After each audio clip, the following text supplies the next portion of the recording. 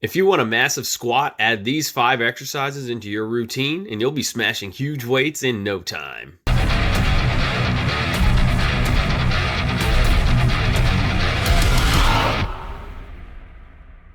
Number 1 is the front squat. Now, I know half the powerlifters out there are going to come on here and say that front squats aren't a good assistance exercise for the back squat and that such and such lifter squats huge weights without ever front squatting and blah, blah, blah, blah. But we're not talking about ultra low bar squats here. We're talking about transfer into that natural squat pattern. It doesn't have to be a high bar squat, but it's certainly not the weird mechanics that take place during a low bar squat, particularly some of the more exaggerated ones that you tend to see these days. And if you do squat with these aforementioned natural mechanics with a goal of adding more weight onto the bar, then the front squat will become your best friend in terms of assistance exercises. It just takes a bit of diligence and solid programming to become good enough at it to reap those rewards. Number 2 is pin squats.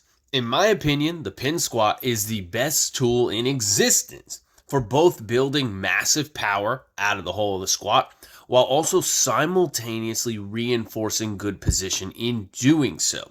It is really, really hard to become even a mediocre pin squatter if you cannot retain good position coming out of the very bottom of the pin squat. But once you figure out that aspect, it is going to carry over immensely into your free squatting endeavors as well. And these bitches are humbling. Let me tell you, it is a hell of a task to sit all the way into a heavy ATG squat, deload all that weight onto the pins, and then somehow stand up from that highly compromised position with it.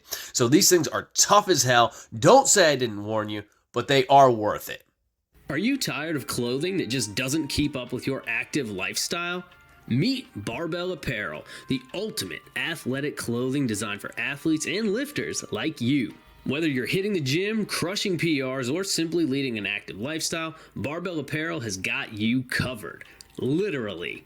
With every stitch, Barbell Apparel is engineered to offer the perfect fit, allowing you to move freely and comfortably during your tough workouts. No more restricted movements or uncomfortable bunching. Just pure, uninterrupted performance. And these clothes aren't just for working out. Their streetwear collection is perfect for your active lifestyle outside of the gym, too. Join the thousands of athletes who've already made the switch to Barbell Apparel and experience the difference for themselves. Unleash your potential with Barbell Apparel, clothing designed for champions. Number 3 is the Hatfield squat. The Hatfield squat is great because it provides many of the advantages of leg machines while still retaining the natural mechanics of free squatting. And that is going to create a better transfer effect, a better carryover effect. Personally as well, I hate most leg machines, right? They are often awkwardly made and they put my hips into these funky positions that they really don't like being in. With the Hatfield squat though, I can still get many of the stabilizing benefits similar to machines, which allows me to overload my legs in a different sort of way, and I can do so while still performing a true natural squat pattern. ATG squat is my preference these days with really solid range of motion, and I can execute that in a way that does not put any undue stress on my joints due to the locked in pattern that a machine forces you into. And this is going to help me add meat onto my thighs, which is going to increase my strength potential.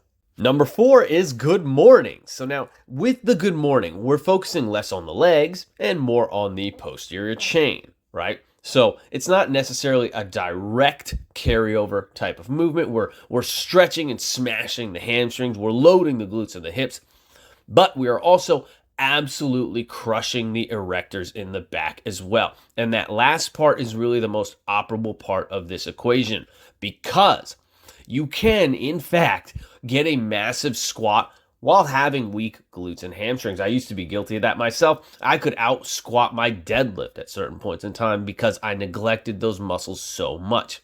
However, you cannot get a massive squat if your erectors are weak. Those big, meaty muscles that run all the way up and down your back on either side of your spine, they're responsible for keeping the back rigid during squats and deadlifts and other exercises. And the Good Morning targets these muscles and emphasizes them to a much greater extent than squats, while, unlike many other exercises that target this muscle group, doing so in a fashion that is more specific to squatting and therefore more likely to carry over well into your squat numbers. And finally, number 5 is the deficit reverse lunge. Now, I just like reverse lunges compared to other lunge styles, and I think that any lunge not done from a deficit is borderline a waste of time. So that is where specifically the deficit reverse lunge recommendation comes from. The extra range of motion is always a good thing for hip and knee health, as well as hypertrophy of the applicable muscles. So that's all just an added bonus. And I don't actually expect this exercise to carry over directly into the bilateral squat itself. However, I do believe that movements like this can be a very good diagnostic tool, for one thing, from left to right imbalances in the hips and legs, and I believe that becoming very comfortable on each leg individually is a good tool for long-term injury prevention. It is hard to push your squats really hard if you're always injured or always in pain, so adding in some unilateral work is a good insurance policy in this regard to help you keep on pushing big weights for the long haul.